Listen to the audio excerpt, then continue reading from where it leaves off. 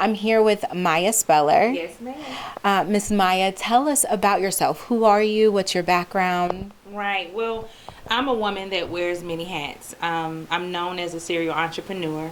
I have an opioid treatment clinic, a mental health practice. I've written 3 books, actually 4 books. Oh, wow. And I do an array of services from television. I have my own show here in Atlanta, Georgia. So wherever I can get in, I'm in, spreading what I love to do. And that's educating people, reaching people where they're at, and giving them the knowledge and the wisdom as it pertains to mental health and substance abuse. Right. I totally understand. So do you have an educational background? Kind of where do you get this passion for helping people? Most definitely. Well, my background, I have a bachelor's in social work, I have a master's in counseling, and I will have my doctoral degree within the next year as it pertains to human services and behaviors with individuals in which I work with. And education is one factor, but the passion and the desire that I have is the major factor. And I always say that because that is a driving focus. Mm-hmm. Some people can have the education but don't have the passion. So my passion to help people, my passion to fix, as people call me, the fixer, is what I do. I find the needs that's in the community and I address it through developing solutions. Oh, that is great. So that passion that you have to develop solutions, where did that stem from? Well, as a child and a young girl, growing up, I had family members that struggled with substance abuse, as well as mental health issues. During that time, I didn't have the resources, obviously, because I was a child. Right. And my family didn't. And a lot of times I see, not even just with myself, but in the African American culture, the dysfunction of what we are used to dealing with is dysfunctional, but it is also functional because that's what we see, that's what we begin to believe, and that's what we live. Right. But through that comes hurt, it comes confusion, questions, why? But now within my career, I understand addiction is the same as someone having cancer. It's the same as someone having diabetes. It's a disease. It's something that in my mind as a child, I said, I would think, can you just stop? Can you just cut it off? It's not that simple. So I have a sense of empathy with people who struggle or have that issue in their life. That's why I'm non-judgmental. I utilize what I couldn't do as a child to do what I need to do and as an adult. So that's where that passion, that's where the desire, there is where the need of helping people come from.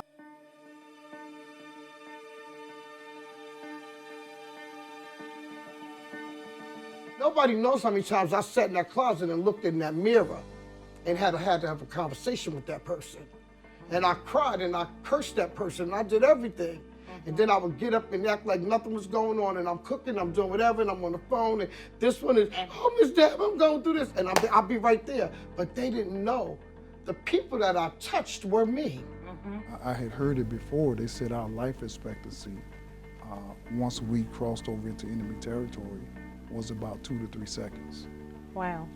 So how did that, so you had to basically program your mind to be prepared to obviously fight. Oh yeah. And I remember I was like 6 years old and she brought this guy home and the guy never left. And so me, my brother, my sister, every day repeatedly from 1st grade to 5th grade, he molested me and my sister, me and my brother every day. What was that experience for you? Like being homeless, what did you feel?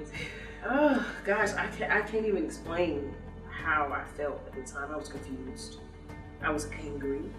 But I put on my protective coat and I was like, okay, I was hurt by the man that I loved. So I have to protect what I have, which was my mom and my sister. But when we look at the nationally, you got 53 million people in the nation that are doing it, that are wrestling with this, and with this disease called addiction. Right. And then there's a whole group of those people, of those numbers that are not even getting services, that are not accessing the treatment, that don't even know about it.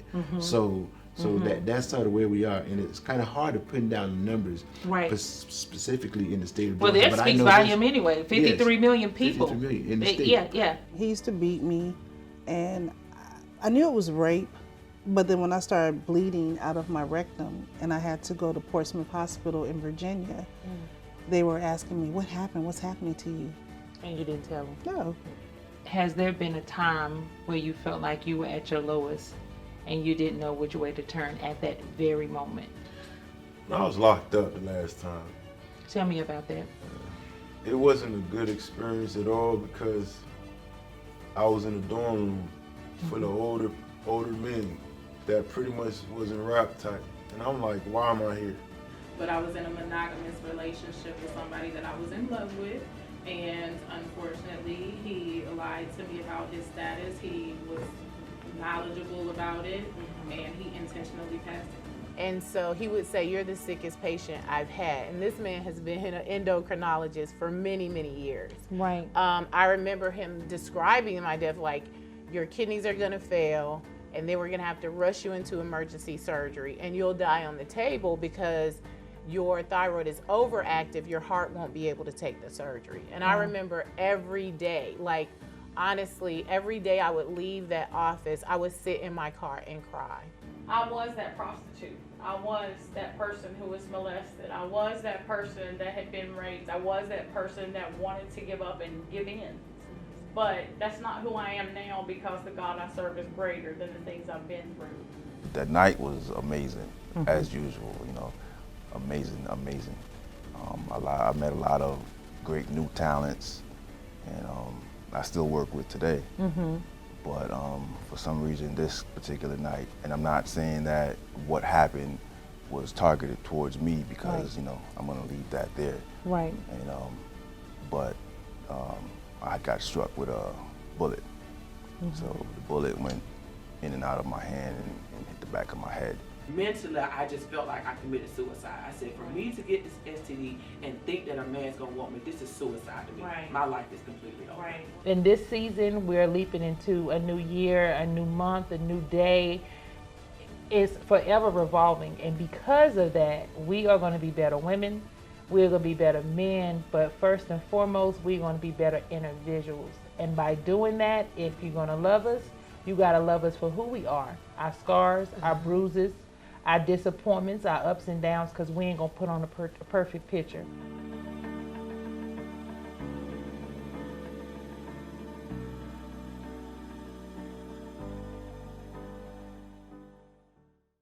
You know, we are glad to have you here in Henry County. So Beyond Ordinary, right? You're expanding your brand into the south side of Atlanta. What kind of gave you the vision for Beyond Ordinary and the name? Where did that come from? Right. Well, first and foremost, I'm a visionary. It came to me spiritually wise. God gave me the vision back in April of last year. And this was for the television show initially. But then it led from doing the television show because it is called Beyond Ordinary. Right. The entity itself is Beyond Your Ordinary.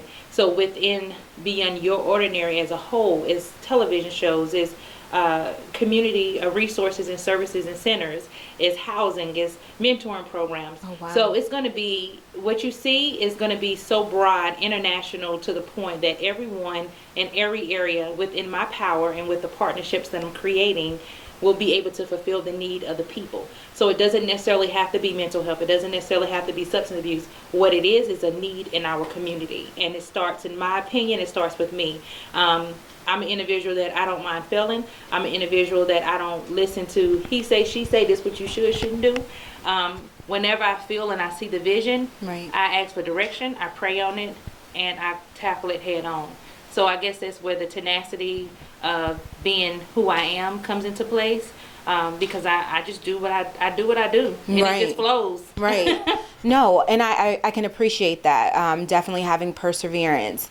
So in terms of you actually moving and expanding this arm of your brand here, what was that process like? Was it a struggle? Was it fairly easy? No, it's not a struggle at all. I think when I initially did it, usually a program as mine will probably take about maybe a year or 2 years or longer. I literally sat out of school for a semester. In 3 months, I opened up the opioid treatment clinic. Oh, wow. But it took dedication. It took reading, research, and reviewing.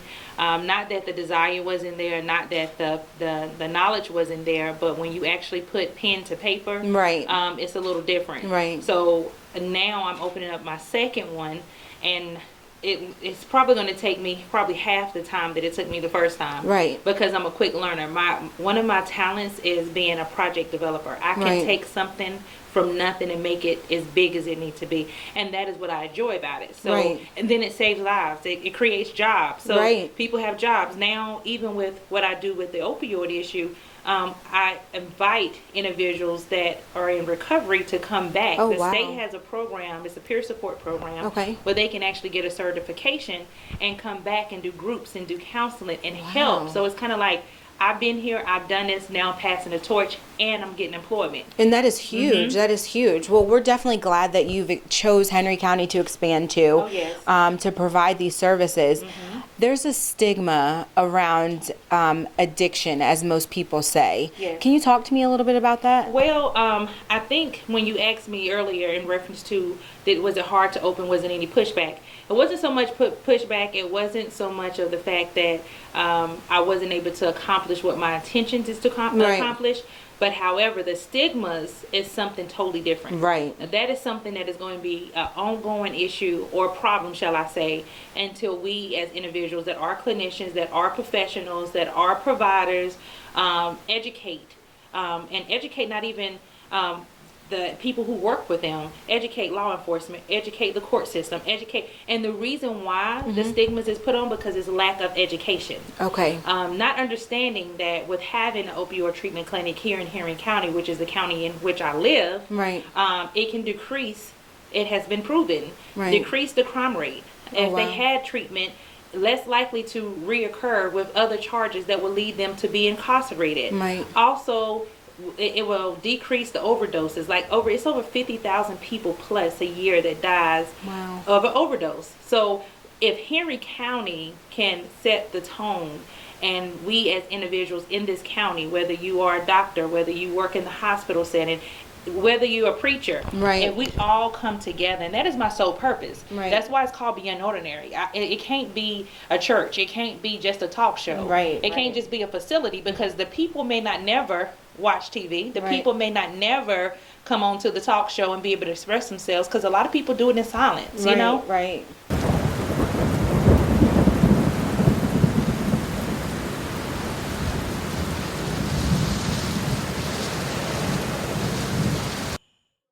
Stacy and Darrell are the perfect couple, with the perfect family and the perfect life.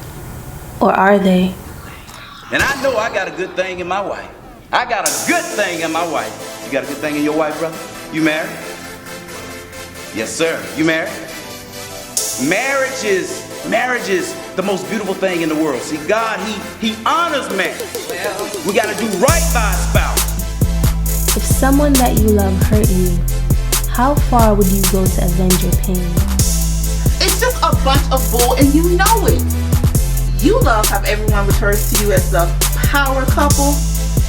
There's nothing there. If you had an opportunity to pay someone back, would you? When your entire world has been built on lies, can you find your way back to the truth? Where the hell have you been? You're a preacher's wife. Are you drunk? A preacher's wife drunk? Man, this woman? What woman? Stacy, man.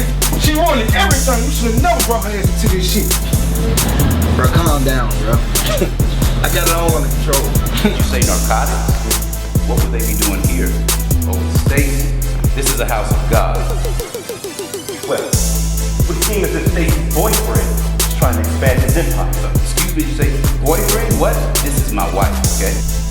What secrets will be revealed behind the veil?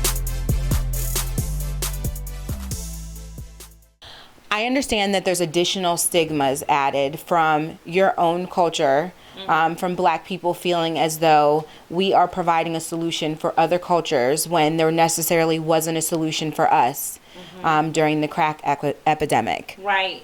And you know what I do when it comes down to the stigmas that's Right. associated with that, because the stigma is associated even with the type of treatment Right. that I offer. I always tell individuals that I can only do my part as far as where I stand today. Right. You know, so yes, when, you know, I had a call and I had an individual say, hey, what did y'all do about when Black families was being torn apart? And what did y'all do when Black families was being put in jail because they Right. struggled? Nobody didn't come out and help us. But, you know, times are changing. Things Right. are coming to the light. People are dying like in mass numbers Right. more rapidly than ever before. So now it's kind of like, yeah, we might not have addressed it, you know, not me personally, but, Right. you know, society the government and whoever you want to look at to Right. blame the point the finger at. But now all we can do is take a stand. The good thing I always want to allow an individual when they think about those stigmas is to focus on the positive thing. Right now, this is what we have, and how can I meet you where you're at? Right now, these are the resources. Because I was a child and dealt with it in my own home. Right. And I can't say, well, I was a child and y'all didn't help me, and this is what happened. Right. But it is what it is. Exactly. So forgiveness, letting it go, all of that is psychological. That's why it's not just an issue when it pertains to substance abuse. It's also mental health too. Right. And the stigma also that's associated with it, they say, well, you're trading one drug from the next. Well, it's just like you go to the doctor and they give you medicine for diabetes and they say, well, the risk factors of this medication is blah, blah, blah, blah. Right. But it's obviously better for you to take it than not take it. Right. So with the medication, with methadone and Suboxone, it's safe. It's being medically monitored. So people just think that you're coming in, get medicine, and you're leaving. The MAT, which the state of Georgia is very phenomenal and good about the structure, the emphasis on the program of it not being somewhere where the patients come and dose. Right. They actually come and they do groups. Right. They talk to a doctor, they talk to a psychiatrist, they talk to clinicians and professionals, they talk to nurses. When they want to go down and taper down and wean themselves off so they can fully be off, they have the opportunity to do that. Right. And that is what's not being expressed. That's not being talked about enough. Right. And my goal is to talk about it as much as I possibly can, to do everything ethically within my power to do. And I want to start where I stay. Right. And that's important. So in terms of where we stay in this area, is it an issue that all types of people are dealing with, or is it just a specific type of person that's struggling with this? Oh yeah, it's an issue that everyone. Unfortunately, people think that it's a color thing. It's Right. Well, if you are economically wise, as far as income on a certain, no, everybody is affected. Like we just saw, it was on the news and it was actually on social media. Right. A prestigious, phenomenal man that was a judge in North Carolina, where I stay. Right. Just recently overdosed and died. Oh wow. And he was a judge. Right. So that goes to show you how many people deal with stuff and they deal with it in silence due to the fact of shame, guilt. People have lack of understanding, so they have no sympathetic part of them. They like, just get over it, stop it. And they think just because you have money, don't have money, none of that plays a factor. Right. When you can't shake something and somebody come to me like client and say, all I want to do is be able to play with my kids and remember that I play with them instead of me being zoned, out in the la-la land. They even say, when I wake up, it's like a dragon that's on my back. I can't let it go. I can't go to work. I can't even smile. Those are things that people are suffering. And if we don't take a stand, if we don't do what is necessary, not just Maya, not little old Maya, because it's a lot, it's bigger than me. Right. Right. If we have to take a stand and address it, because if not, we got family members, we got kids, we got spouses, we got next door neighbors. So when you look at it from that standpoint, then you'll say, oh, now I understand. Now I get it. Unfortunately, some people don't get it until it hit home. Right. Then when it hit home, I want to talk about it. I want to know. But if you do it now, whether it hits home or not, it hits home enough when people are dying. Right. It hits home enough when people are affected. It Right. hits home enough when your kids go to school and they can encounter being, getting drugs and candy Right. or anything that can lead to something that can be detrimental to your child. Right. So this is a conversation, just like you talk about sex education to your child. This is the same thing you have to talk about as a family. Right. And I always encourage people that don't understand a lot, and you could be a mother to say, well, my child deal with this and I don't know where to go to.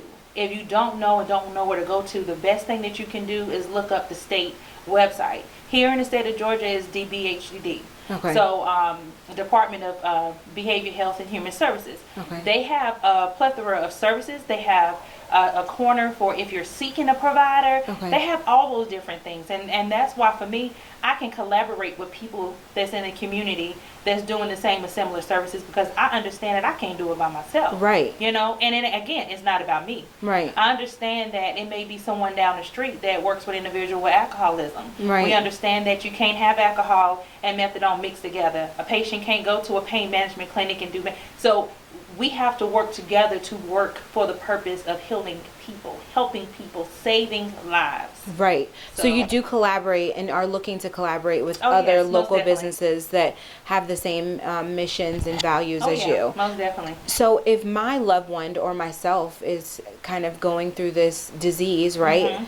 Living through this disease, what does a day in the life or my visit or my treatment options, what kind of services do you guys offer at Beyond Ordinary? Well, the services that we offer, of course, is the MAT services for this location initially. Okay. Starting out, it's a lot of services that are coming. Okay, perfect. Like for example, we have to have a pharmacy. Okay. I'm looking to do not only just a pharmacy for the purpose of housing and storing the medication to be prescribed and administered for individuals that's within the clinic. I Right. also want to do it in the manner of individuals that struggle with depression, post-traumatic stress, bipolar, schizophrenia, all these various different drugs and, Right. and issues that our people, and I say our people, but I'm talking about people in general, Right. struggle with. So it's a lot of things that we offer: psychologicals, psychiatric evaluations, counseling, group, family, individual.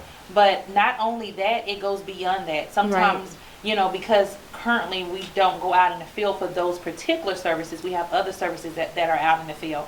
But that is where the partnership come in. Okay. Because where I leave off or where I'm going, I still want to pull and gravitate to the other ones that's already there. Right. And if I'm able to create that, and which I will be able to, because I've already started some partnerships and collaboration, even down to accountability court and different people that's here in the Henry County area. Wonderful. So I think it would be a phenomenal blessing. It will be not only for Beyond Ordinary, but for the people who work here, for also, you know, the community and individuals seeking treatment. So that's wonderful. In terms of accountability court, you said that you guys are going to do some type of partnership and work with them. Can you explain what that's like? Well, I don't want to tell you too much because Of I don't course, have of all the course. details, but one of the things I do want to focus on is re-entry and allowing the individuals that's in treatment or that is in a part of the accountability court to have resources, and I would like, that's my goal, to be one of those resources. Yes. To provide to the individuals that are in need of treatment. And that's much needed. And so. we're literally like 2 minutes away. Exactly, right? No. So the location is ideal and perfect, so we're like 2 minutes away.